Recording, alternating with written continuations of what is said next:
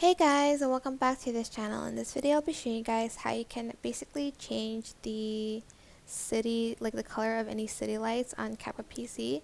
So I'm just going to go to the library and I'm just going to select like a video from that. Just going to scroll down a bit. You can use any videos of course, and you have like these videos where there's like a lot of city lights and I want to change the color. So you can go to background and select the color that you want. For instance, you want a pink like light. Just going to rotate it and apply it to the whole video. Go to blend mode and then you either choose, I think you choose the linear burn one or a color burn. You can also use that.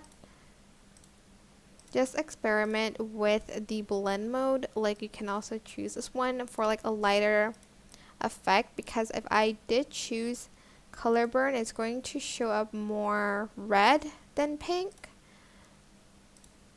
Like here too, you can adjust the opacity on that. You can even like do like a gradient one here. Oops. Go to blend mode and choose again. You can use overlay or color burn or linear burn, and again adjust the opacity of the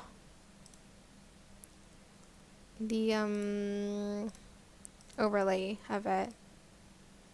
And as you can see, the colors changed, which I think is pretty neat if you want to edit your videos like that. And you can you can try to apply to other images as well.